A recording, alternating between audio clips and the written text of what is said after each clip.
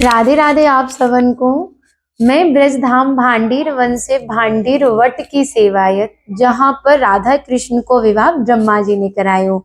ये विवाह देवताओं की उपस्थिति में भयो। ऐसो बतायो जावे कि जब राधा रानी को विवाह भयो तो अनंत जीव यहाँ पर उपस्थित हो, पर मनुष्य रूप काहू को ना हो।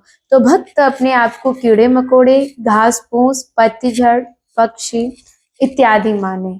जो भक्त हमारी लाडली जो के विवाह में उपस्थित हो, बा भक्त की पहचान है कि वो कई बार वृंदावन आवे। जब जाए के गुप्त वृंदावन आवे और डायरेक्ट ना आवेगो, माध्यम जरूर रहेगो। सबरो श्रेय भाई माध्यम को ही जावेगो, जो आपको ऐसे दिव्य स्थान पर पहुंचावेगो। जो भक्त यहाँ की प्रसादी पावेगो और एक रात्रि भांडीर वट के नीचे जाग के गुजारेगो, वह गोलोक धाम की प्राप्ति होगी। ऐसो हमारो आदि वराह पुराण में बताया गयो है। क्योंकि कहो जावे अगर कोई भक्त भांडीर वन की तरफ आंख उठा के भी देख ले तो भी गर्भ मुक्त है जावे। तस्य दर्शन मात्र नरो गर्भ ना गच्छति। इसके दर्शन मात्र से पुनः काउ माँ के गर्भ में जानो ना पड़े। क्योंकि भैया ये तो मृत्यु लोक है। मृत्यु लोक में 84 लाख योनियां हैं। सभी के अंदर मादाएं पाई जामे जो कि गर्भ धारण करें। लेकिन कोई भक्त यहाँ दर्शन कर ले तो पुनः माँ के गर्भ में जानो ना पड़े। फिर कही श्री वासुदेवम ततो दृष्टवा पुनर्जन्म न विदते। जो भी भक्त भांडीर वन में प्रवेश करे, श्री वासुदेव जी को दर्शन करे और पुनर्जन्म गर्भ यातना से मुक्त है जावे। तो आइए अब हम आपको बताते हैं विवाह की लीला। वैसे तो हमारे सनातन धर्म में श्रीमद् भागवत जी को सबसे बड़ो ग्रंथ मानो गयो है, जामे राधा रानी को कहूँ नाम नाए। क्योंकि सुखदेव जी जो है ना, वो राधा रानी को परम गुरु मानते। तो एक राधा नाम ते 6 महीना की समाधि लग जावे। अब जब नाम नाए तो विवाह को प्रमाण कैसे है सके। क्योंकि साप्ताहिक भागवत 7 दिन में समाप्त करना था। परीक्षित जी के पास 7 दिन को ही समय हो, तो सुखदेव जी ने कहीं पर भी राधा नाम ना लियो। अब नाम ना है तो विवाह को वर्णन ना दो। लेकिन श्रीमद् भागवत जी को छोड़ के बहुत ग्रंथन ने राधा रानी के विवाह को प्रमाण दो। जैसे हमारी गर्ग संहिता, स्कंद पुराण, ब्रह्म वैवर्त पुराण, आदि वराह पुराण, अनेकों ग्रंथ। तो गर्ग संहिता के 16वें अध्याय में वर्णन मिले गोलोक खंड में कि ठाकुर लगभग 2 वर्ष के थे और 2 वर्ष को बालक बड़ो ही नटखट है।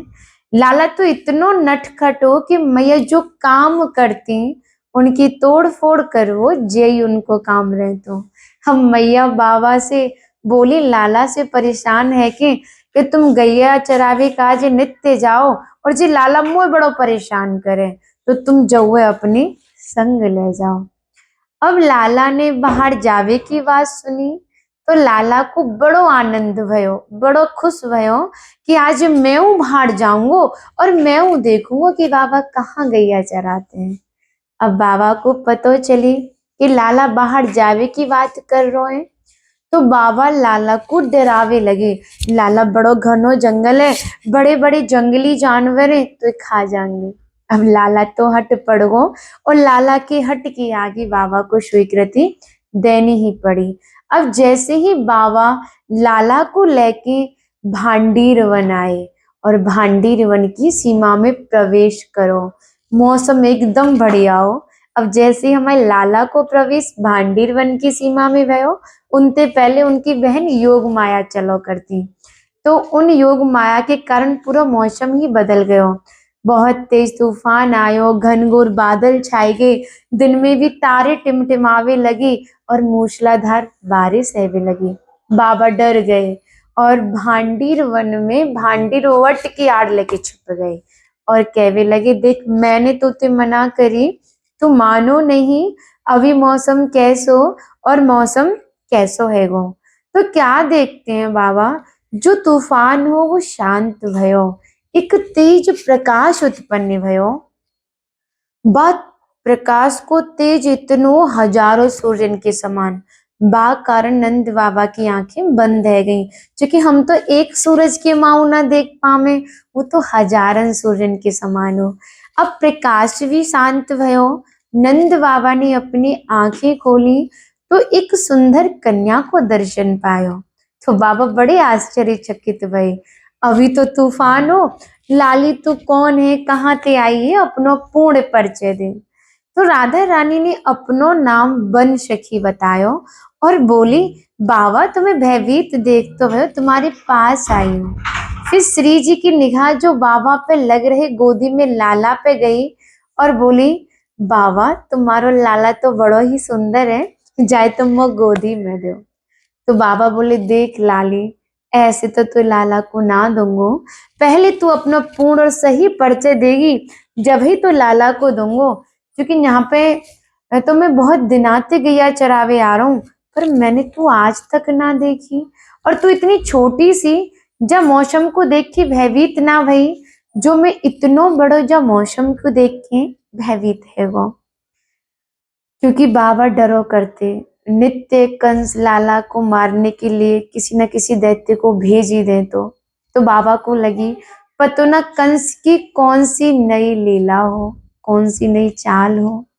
तो जब इतनो आग्रह हमारी स्वामिनी जी ने नंद बाबा को सुनो, तो नंद बाबा को दिव्य रूप को दर्शन पायो। जैसे ही नंद बाबा ने श्री जी के दिव्य रूप के दर्शन करे, तो उन्हें नतमस्तक प्रणाम करो और उन्हें स्मरण भयो वसुदेव जी के कुल गुरु थे गर्गाचार्य जी। जब लाला 1 वर्ष को है वो, तो नामकरण करवे काजे नंद भवन आए, और लाला को बताई कि नंद बाबा को बताई कि जो तुम्हारे घर में जन्म हो, ये कोई साधारण बालक ना है, ये तुम्हारे घर में पार ब्रह्म जन्मो है। और जाको विवाह जो अनंत अनंत कोटों की जो आराध्य शक्ति कौन, श्रीमती राधा रानी है, उनके साथ भांडीर वन में होना है, भांडीर वट के नीचे होना है। तो नंद बाबा बोले गर्गाचार्य जी से कि ये शुभ कार्य गुरुदेव आप संपन्न कराएंगे। तो गर्गाचार्य जी बोले, नंद मोह में इतनो सामर्थ्य कहाँ कि मैं पार ब्रह्म को विवाह करा सकूं। जाको विवाह कराने का है तो स्वयं इस भूमंडल पर ब्रह्मा जी आएंगे, जो सृष्टि के रचयिता हैं, वही पार ब्रह्म को विवाह करा सके।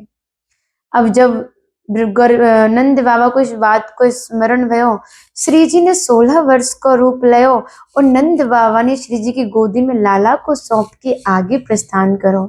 श्री जी ने ही ठाकुर जी को किशोर रूप धारण करवायो। अब दोनों ही किशोर अवस्था में आए के प्रिया प्रीतम जी श्रृंगार कर रहे होते हैं, प्रिया जी प्रीतम जी को और प्रीतम जी प्रिया जी को।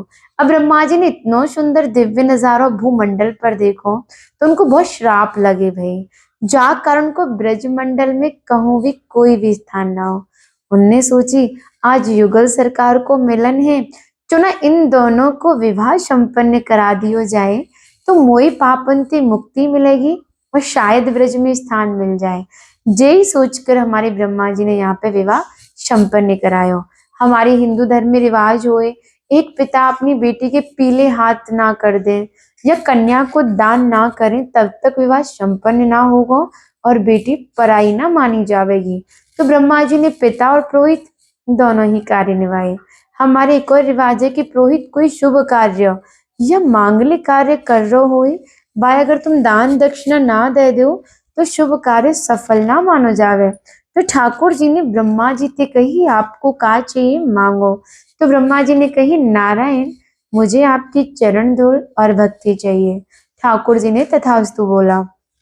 तो ब्रह्मा जी ने उनके चरणों में से धूल ले जाए कि जो पुष्कर राजस्थान का मेन मंदिर है, वहां पर भक्ति की। फिर ठाकुर जी और लाडली जी ने वन विहार करो, फिर अपने उसी रूप में आए।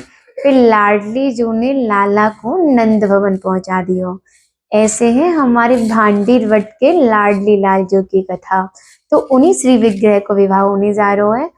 जो तो आप सभी भक्तों को आवाहन है, आप सभी भक्त स्वामी जी के विवाह में जरूर पधारो। एक जानकारी आप सबन को दे दें, भांडीर वन धाम को सबसे बड़ो पर्व, सबसे बड़ो महा उत्सव हमारी भांडीर वट के लाडली लाल जी को है। उनको विवाह ब्रह्मा जी ने फागुन माह के महीने में शुक्ल पक्ष की द्वितीया जाए हम फुलेरा दौज के नाम से जानते हैं। आगामी 2026 में 19 फरवरी की पड़ रही है, भांडीर वन धाम में भव्य आयोजन है जा रहा है। 18 फरवरी को हल्दी मेहंदी भजन संध्या दोपहर 12 बजे से शुरू होगी और साय 6 बजे से गर्ग संहिता के आधार पर नाटिका प्रस्तुत होगी। वही द्वापर युग को भाव आपको मिलेगा, ऐसा सुख आपको प्राप्त होगा। अगर आंतरिक भाव से आप दर्शन करो तो हमारे लाडली लाल जो साक्षात मंडप पे विराजित हो में, ऐसा सुख आपको तिहु लोक में ना मिलेगा।